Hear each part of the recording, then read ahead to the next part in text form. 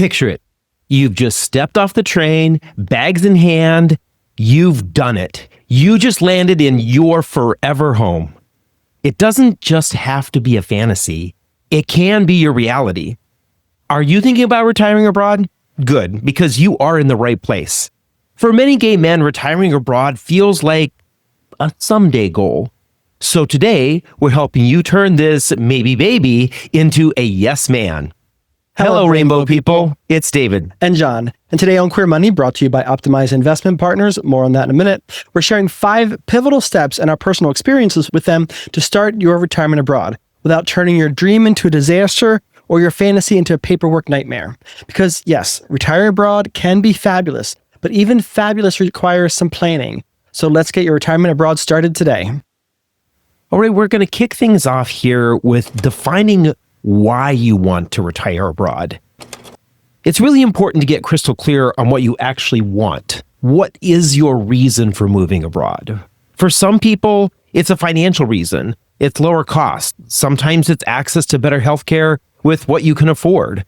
Sometimes it's adventure. Sometimes it's safety. I think for a lot of queer folks, that is one of the big motivators right now. That's why a lot of people are thinking about moving abroad because they want that kind of safety. We just had a mass shooting here a couple of weeks ago in Toledo, Ohio, and suddenly Mexico seems a lot more appealing. Yeah, exactly. And sometimes it's political escape. For some people, they just want to ditch the news cycle, live somewhere where they can kind of slow down and enjoy life. And I think for us that it's a little bit of a mixture of all of those. I think politics is heavy on it. Adventure is a little bit in there. I think cost of living is too, especially now that we've been dealing with some healthcare issues.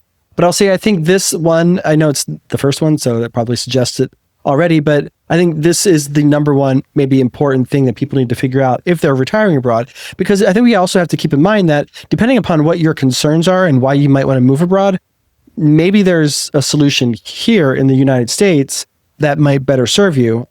I mean, obviously, adventure is kind of hard to beat. I mean, especially if you've traveled all over the US.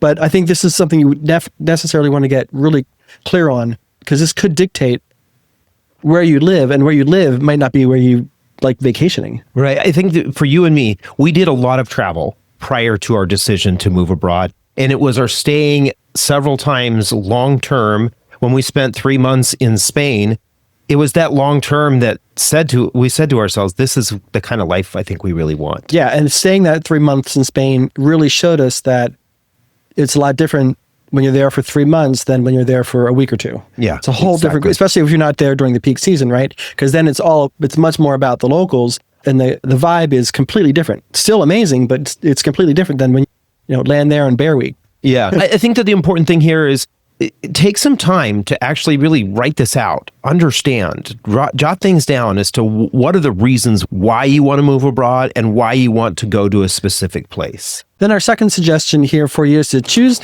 your top 3 destination options.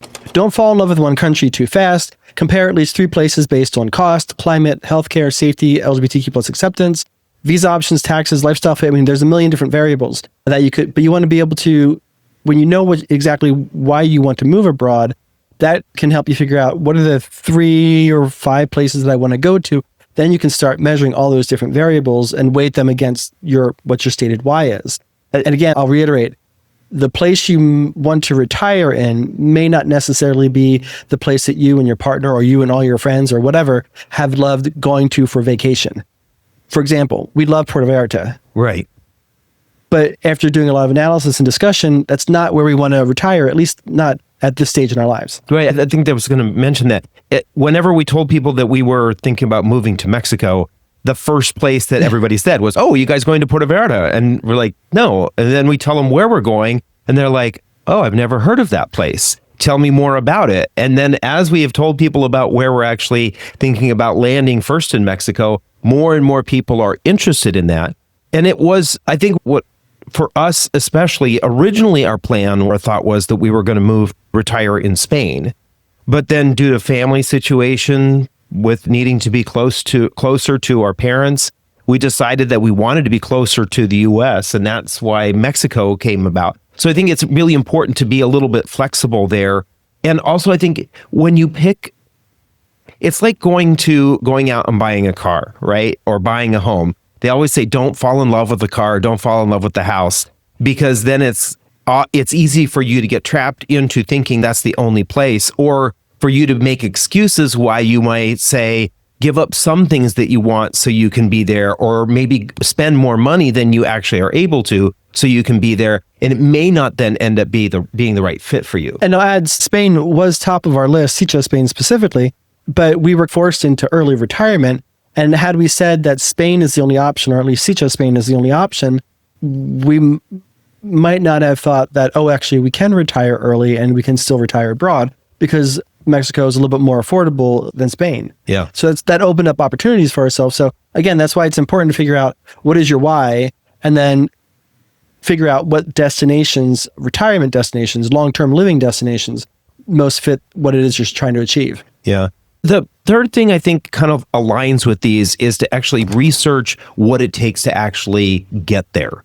Research your visa and your residency requirements. Every country has its own rules, own requirements. Sometimes it's the amount of money you have to have as income, or you need to have a certain amount of money in savings. You have to have healthcare before you arrive. You have to do background checks. Sometimes the timelines of how quickly you can get there are different between many of the countries, and also how long you can stay without needing to, say, renew requirements. Can you get a 1-year visa? Can you get a 3-year visa? Can you get a full-time or a permanent residency in that country?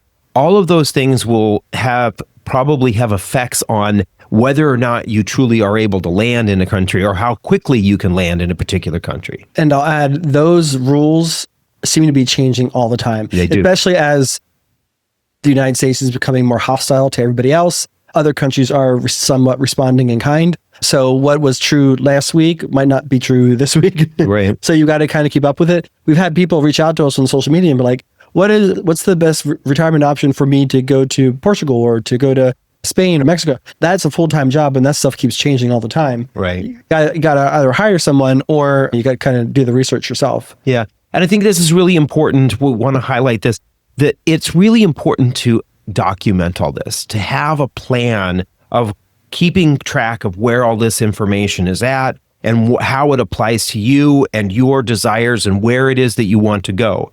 And that's part of the reason why John and I created the Retire Abroad Calculator and Planner. The planner is really helps you outline and plug in all of these different pieces. And for some of these countries, you can plug in the timeline of how long it takes to get some of these documents, or go through some of this process, and it helps to build out this timeline for you. You need to do this 12 months in advance. You need to do this 15 months in advance. And you plug that kind of information in, and it helps you understand what it really truly was going to look like for you to be able to get there. A lot of people want to retire, and they want to move abroad, and they want to have it happen tomorrow. But the reality is that it doesn't necessarily happen tomorrow. Yeah, it helps you map, track, and archive everything that you need to know to retire abroad, whether you're going to Mexico or the other side of the world to Australia, if you happen to be so lucky. So if this episode has you dreaming harder about retiring abroad, imagine your mornings with espresso in Lisbon instead of endless United States chaos. The Optimized Portugal Golden Opportunities Fund makes that vision real, giving you daily liquidity, golden visa eligibility, and a path to EU to citizenship. Tap the link in your podcast player to learn more and start your journey to Europe today. So the next tip we have for you here is to build your monthly budget. This is something that a lot of people forget.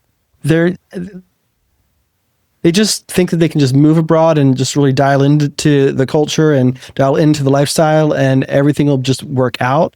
You want to get crystal clear on what your day-to-day expenses are. Like, estimate your housing costs, groceries, utilities, transportation, healthcare, insurance, dining out, travel, entertainment, pets, gifts. The list is endless, which is a great plug for the Career Money Retire Abroad Calculator and Planner, because we have that endless list in there for you.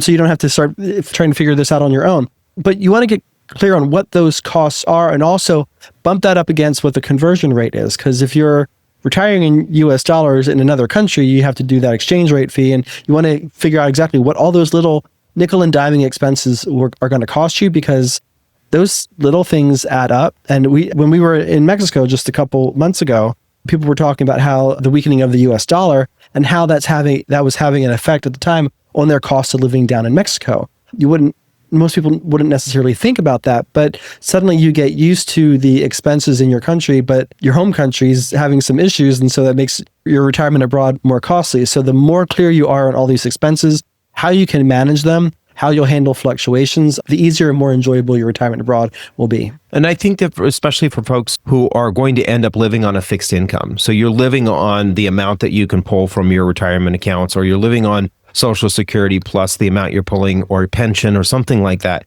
In the United States, it's a little bit easier, right? And we've seen a lot of folks who are doing this, they're in retirement and they want to earn some extra money, so they go do Uber for a little while, or they go be a greeter at Walmart, or they do something to earn a little bit of extra money in retirement. Well, that's not necessarily possible for you for a lot of foreign countries, depending on the type of residency you're able to get. Like, for example, if you do get the golden visa in Portugal, you do have the opportunity, or you can work. Whereas a lot of other countries, if you just have residency, you're not able to work. So I think it's really important to understand what that budget is going to look like, and then also plan for all of those circumstances that maybe cause you to go beyond your budget, right? Okay, what happens if the value of the dollar drops? Or what happens if inflation in my particular country is 5% versus 3.5% or 3% in the United States? We don't oftentimes think about those kinds of things, especially for folks who are living just on Social Security. It's really important because Social Security cost of living adjustments are based on what's going on in the United States, not what's going on in Mexico or Portugal or Spain or Thailand, where it is. So it's really important for you to kind of have some extra room in your budget. And if you don't know what your budget is, then it's going to be really scary. And you may find that you get there and all of a sudden you have to come back. And that, honestly, that is a story that has been told over and over again of people who have moved abroad and then have to turn around and come back a couple of years later because they didn't understand exactly all of the costs or all the requirements. And all of a sudden they find themselves in a situation where they've spent $20,000, $30,000 trying to move to a country and have to come back to the United States. So I think the last thing here is to actually ask yourself, can you truly live there? The fantasy is one thing. The vacation is another thing. But truly, can you live there? Have you experienced what life is truly like there? Staying in an Airbnb, it's somewhat close. Staying in a hotel, not anything like it, right? Going out to dinner all the time and not on vacation, or even when you're, if you are staying long term, if you're going out to eat a lot, that is going to be a completely different budget than what it is going to be like if you actually live there. So do your reconnaissance trip. Do that research. Stay longer than a week. Really try to understand what it's like. And I think probably one of the most important things is to talk with people who already live there. You can find those people in Facebook communities, in our community. There are a lot of ways of finding individuals on social media or YouTube videos, and reach out to them and ask them, what about this? What about that? Actually ask people what things are like there, especially if you have some really unique circumstances, right? So if you're HIV positive, what is it like? What is the healthcare system like there? Or you have some other healthcare needs, find out what it's like to actually be there and have those kinds of healthcare needs being met. I'll say this.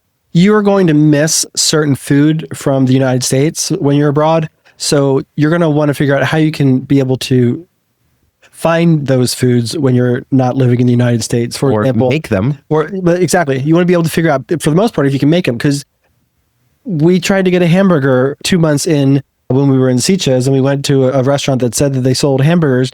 Well, it wasn't a hamburger. It was a sausage patty cut in two, put into a hot dog bun. It didn't taste or look like a hamburger.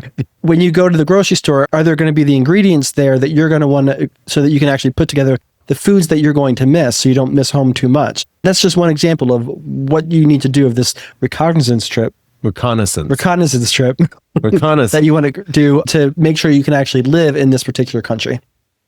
Here's the thing. Retiring abroad isn't about running away. It's about running toward a life that fits you better. Lower costs may open the door. Better healthcare, stronger community, slower living, political breathing room that makes it feel like it's all worth it. But the dream only works when you do the work. Know your why. Compare at least 3 places. Learn the visa rules.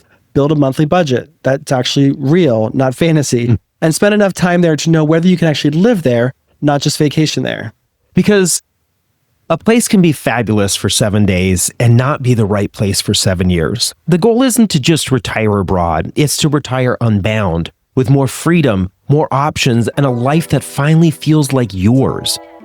What should you do next? Grab the Queer Money Retire Abroad checklist that we've linked to in the description of this video or in your podcast player. And if you're looking for more videos on where to retire abroad, we've curated this playlist for you to start right here. And until next time, live fabulously, Not fabulously broke.